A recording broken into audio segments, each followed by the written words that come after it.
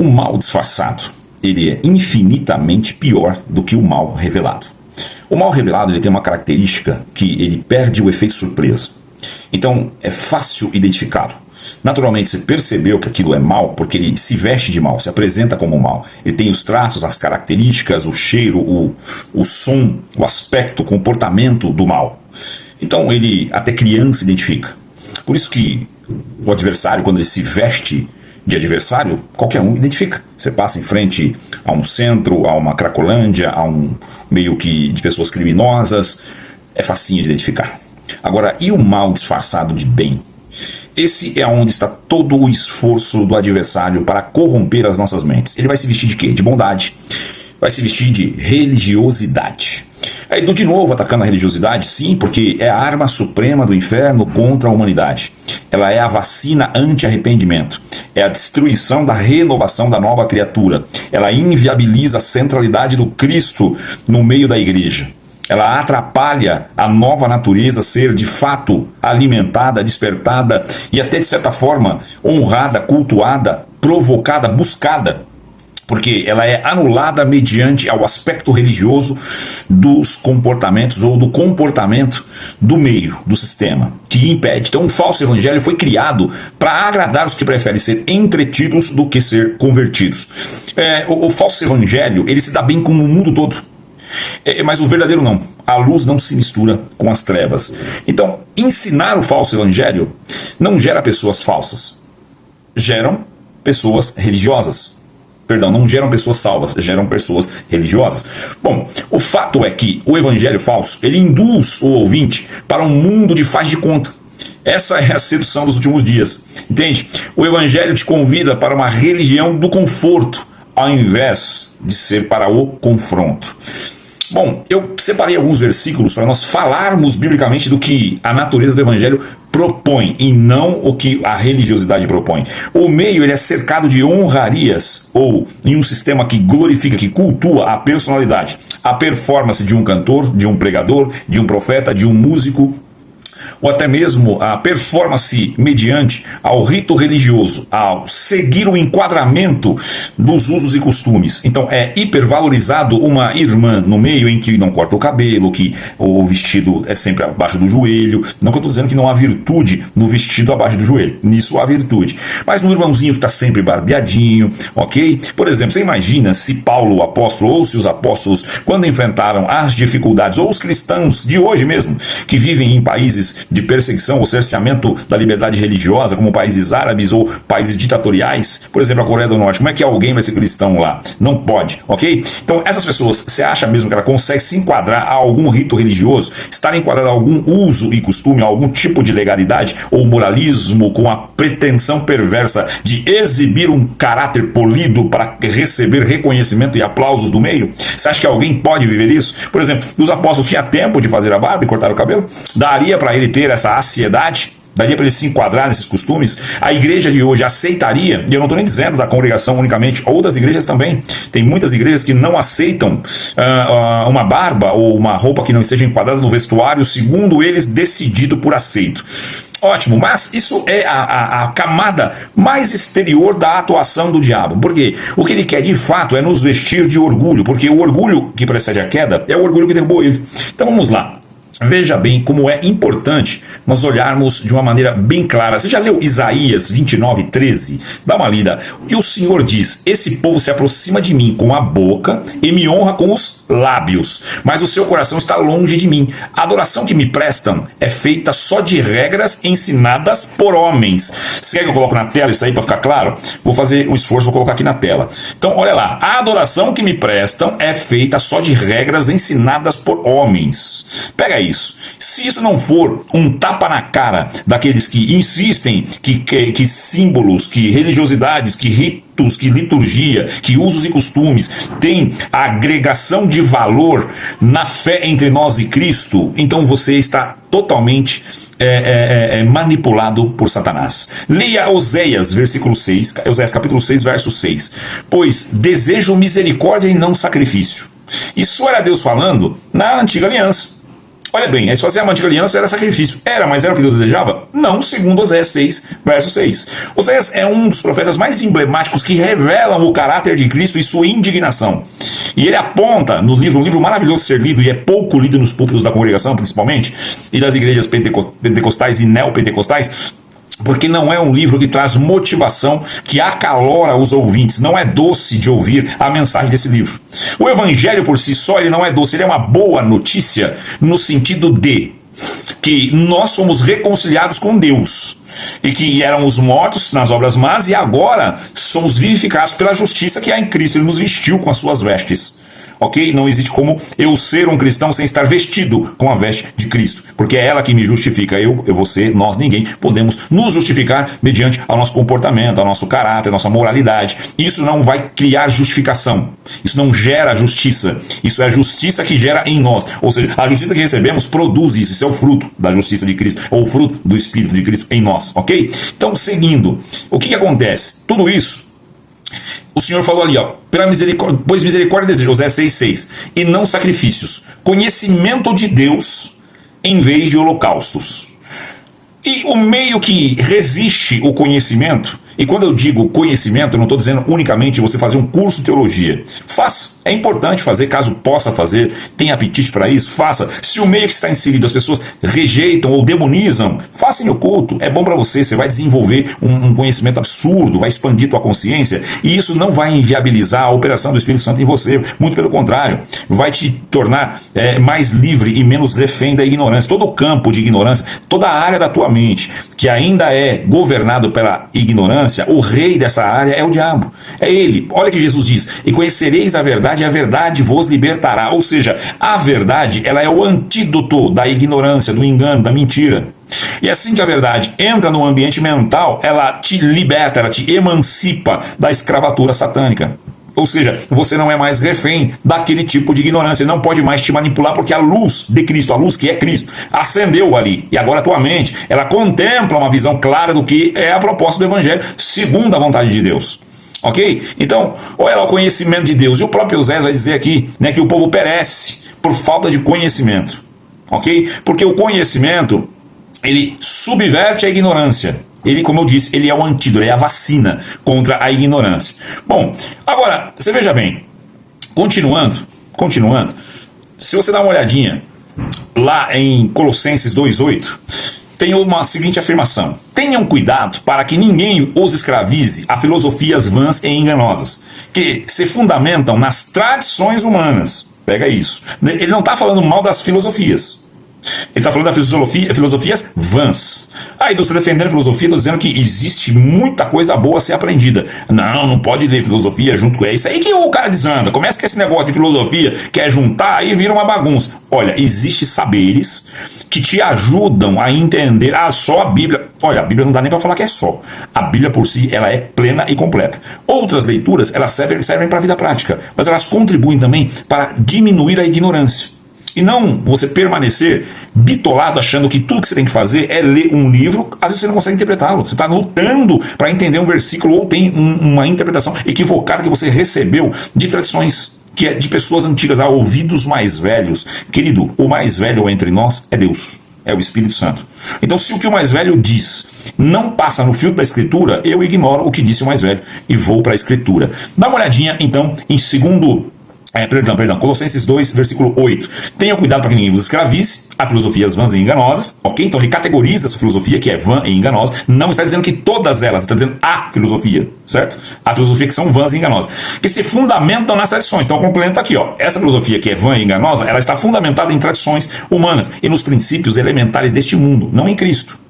E ele não está falando para ter cuidado com os filósofos unicamente dizendo de que estão fora do seio da igreja. Ele está dizendo da filosofia inserida no meio religioso, que é essa que é o grande problema. Colossenses 2, 23, olha bem, que é um pouquinho mais para frente ali, diz o seguinte: essas regras têm de fato a aparência de sabedoria, com sua pretensa religiosidade, falsa humildade e severidade com o corpo. O que é severidade com o corpo? É uma regra, pega essa visão, pega isso aqui é importante.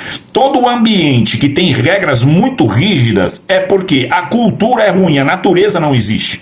O que eu estou querendo dizer? Não existe uma natureza já de fato edificada. O que é uma natureza edificada? Um cristão de verdade, ele é cristão sem que haja alguém impondo, ou um sistema impondo regras a ele. Por quê? Porque ele se tornou nova criatura, ele vive em nova natureza, ele tem a mente de Cristo, ele não precisa que alguém diga que isso é proibido e aquilo é permitido. Ele não vive debaixo de um rito ou de um conjunto de regras.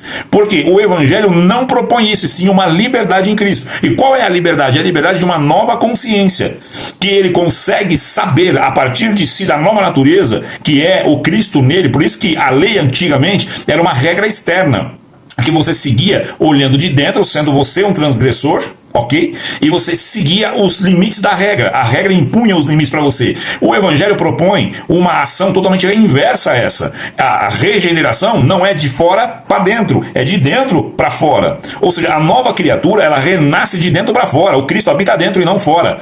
Não é mais Deus conosco, é Deus em nós. Entende? Não se trata mais de um permitido ou proibido, se trata da consciência renovada e banhada em Cristo, com nova natureza agora, aquilo que antes o caído Adão em mim amava, hoje o Cristo ressurreto em mim odeia. Então eu não estou aqui para ver o que é proibido e permitido. Por isso essa natureza religiosa, ela impede essa relação com Cristo. Porque você vai atrás de um conjunto de regras que, se você seguir, o que está acontecendo? É um escravo se esforçando para ser livre. Sendo que o Evangelho é uma proposta em que ele anuncia para um livre que ele não é escravo mais. Ou seja, ele revela para o livre, que somos nós em Cristo, que nós não somos mais escravos. É a remoção da consciência de escravatura. Você quer ver isso replicado lá na saída do Egito? A mesma coisa, porque Moisés é um tipo de Cristo. Então, quando ele tira o povo do Egito, Deus manda ele dizer para o povo, manda esse povo marchar. E a grande maioria não se atém a esse detalhe, quando Deus manda Moisés falar para o povo marchar. Por quê? Porque um escravo sabe marchar. Aquele povo estava mais de um século ou 2 séculos lá, porque são 400 anos de Egito, porém tinha a fase de José, depois que a coisa inverte, aí Faraó escraviza o povo hebreu, mas são ali 200 ou mais anos, né, de escravatura, ou seja, 2 ou 3 gerações completas de consciência e mentalidade de escravo. Então, quando Moisés pede para eles marcharem, eles não sabem, porque escravo não sabe marchar, escravo sabe andar acorrentado. Ou seja, era Deus mostrando para os livres que eles não eram mais escravos, mas eles, através de ritos, eles não conseguiam se desprender da escravatura. Tanto é que Moisés sobe no monte, eles criam para eles um ídolo, um bezerro de ouro. Ou seja, eles ficam presos a tudo aquilo ali. Tanto é que não entram na terra prometida, né? Ou seja, a consciência da escravatura não sai deles. Porque Deus traz os 10 mandamentos para tentar fazer com que, olha para isso e se modela isso. Eles não conseguem. Agora, o Evangelho propõe uma coisa totalmente diferente. E a religião, ela impede com que essa ação, ou seja, a consciência do religioso, não consegue olhar para Cristo. Consegue olhar para a igreja. Então, o que acontece é, nós fomos treinados a frequentar igrejas e não a viver o Evangelho. É aqui que entra a minha dificuldade com alguns irmãos que ficam fomentando a presença no meio religioso. Ou seja, eles insistem que as pessoas devem ficar dentro da igreja. Eu não digo que não deve, desde que a natureza da sua consciência esteja renovada. Porque aí o ambiente não te modela mais. A questão da ambiência, que a Bíblia até fala, né, não se assenta à roda dos escarnecedores, ou as más conversações corrompem os bons costumes, isso é real, é real. Até o momento em que aquele homem ou aquela mulher não está revestido da natureza de Cristo. Porque Cristo, ele se assentava a essa roda dos escarnecedores, mas ele não era modelado por eles, ele modelava os outros. Ou seja, ele era o modelo, não o modelado. Ou seja, e o que eu quero dizer é que o Espírito Santo dentro do homem, ele tem essa proposta. Se tem essa efetividade acontecendo, é outro assunto. Mas a proposta é essa, em que eu e você, de fato, sejamos o que Cristo foi.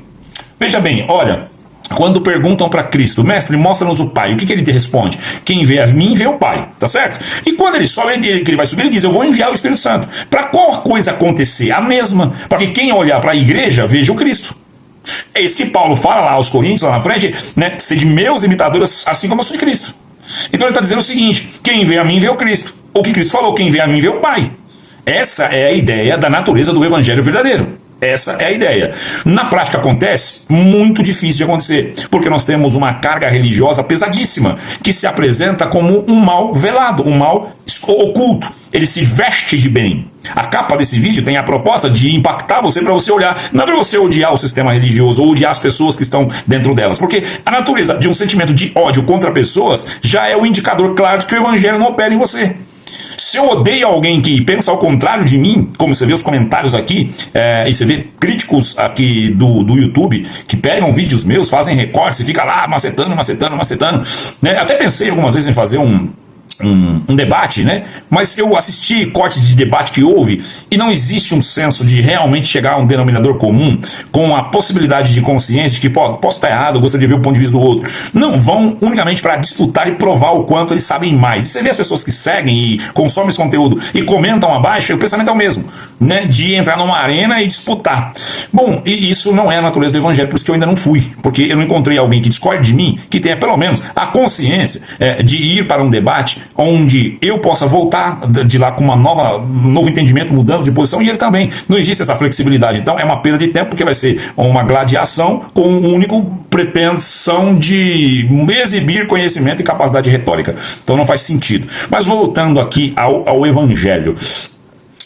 Olha bem, a natureza do que o Espírito Santo propõe. Vamos lá. A boca manifesta o que o coração está cheio. O que Tiago vai falar em Tiago 1, versículo 26? Se alguém se considera religioso, mas não refreia sua língua, engana-se a si mesmo. Sua religião não tem valor algum. Ele está dizendo o seguinte: a boca fala que o coração está cheio. Ou seja, o refrear da língua não necessariamente é eu segurar aquela vontade de mandar alguém a merda, de destratar alguém, de falar duramente com alguém. Não necessariamente é isso. Não é eu ter uma palavra mansa e adocicada, porque dos 12 apóstolos, qual dos que você acha que era o mais tranquilão de lidar, o mais socialmente desenvolvido, o que menos despertou nos 11 uma desconfiança? Judas. Judas era o cara mais tranquilão, mais de boa. E olha a natureza real interna dele. Alguém viu ele falando duro com alguém, se tratando alguém? Não, não. E no final, o que isso mostra para nós? Que Judas conseguia controlar a língua. Então o que é que o Tiago está falando aqui? Ele está falando de segurarem a vontade de mandar alguém a merda? Não. Ele está falando do domínio da língua, porque a língua vai denunciar o que está no coração.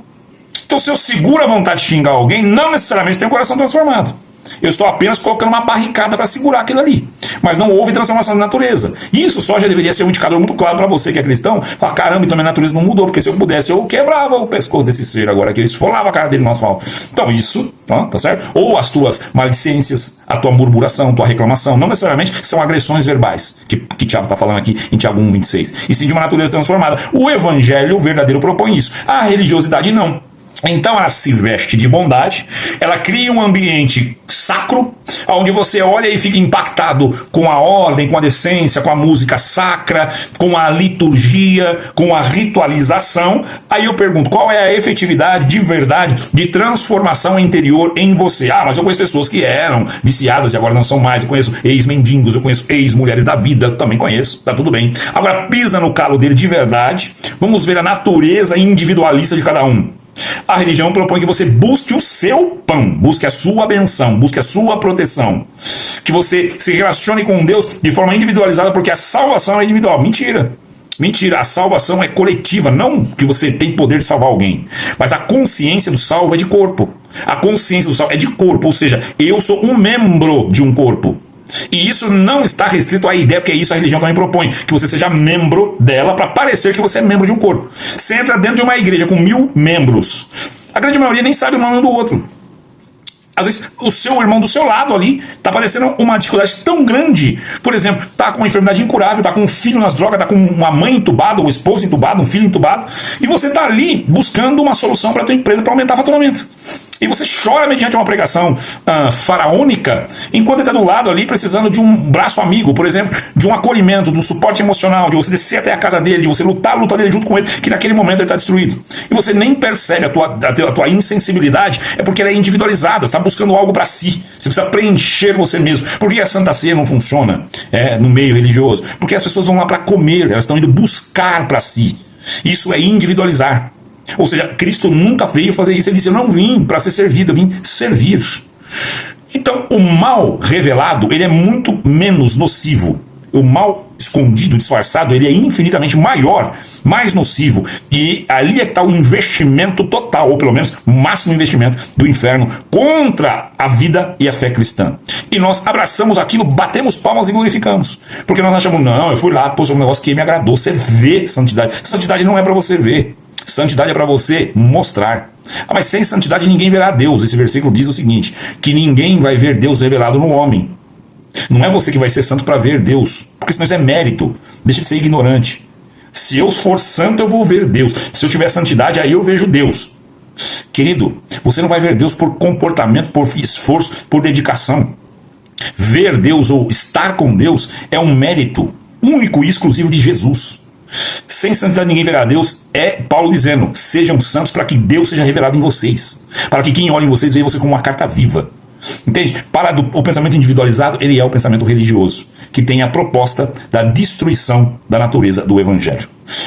Quer entender Bíblia comigo? Tem um curso aberto, está em andamento, está um absurdo esse curso. Nós temos com quase 100 alunos nessa última sala, dá tempo de você entrar ainda, estamos no comecinho da primeira carta de Coríntios. O curso propõe a ideia, né, de nós irmos por módulo. Uma carta ou duas cartas no máximo dentro de cada módulo. Então são turmas diferentes, ou seja, a primeira turma tinha quase 50, essa está com quase 100. E eu creio que as demais serão ainda maiores. E pode vir que cabe. E é muito legal. Se você tem interesse em fazer parte desse curso, chama GPS Bíblico, estamos no módulo de 1 aos Coríntios. 1 Coríntios, eu digo a primeira carta aos Coríntios, ok? Você acessa o link que eu vou deixar aqui abaixo, entra no nosso grupo, todo dia nós colocamos o devocional, é diário o devocional, e você pode chamar a pessoa que coloca o devocional, ou me chamar, eu estou lá no grupo, nos aciona, geralmente é ele, tá? Eu mesmo não faço essa parte, ele já te encaminha, você entra dentro do curso, todas as aulas que foram gravadas você acessa tudo, inclusive quem entra no curso de Coríntios está ainda recebendo gratuitamente o curso completo de Gálatas. Quem entra no de Coríntios já recebe o Gálatas completinho, gratuitamente. Edu, não consigo participar das aulas ao vivo. Acontece ao vivo? Acontece ao vivo. Não consigo participar, dado o meu trabalho, meu horário, meu fuso horário. Tem irmãos da França, da Inglaterra, dos Estados Unidos, tem irmãos de outros continentes, como a África do Sul e assim por diante. Edu, mas e aí, como é que eu faço? Sem nenhum problema. Se não conseguiu participar ao vivo, ela já no outro dia ou à noite mesmo já entra na plataforma como aula gravada. Você pode assistir quantas vezes você quiser assistir essa aula. Ok? Queridos, façam o clique aqui abaixo, entre no nosso grupo, é gratuito. O curso não é gratuito, mas o valor é simbólico. Gratidão, Deus abençoe e até a próxima.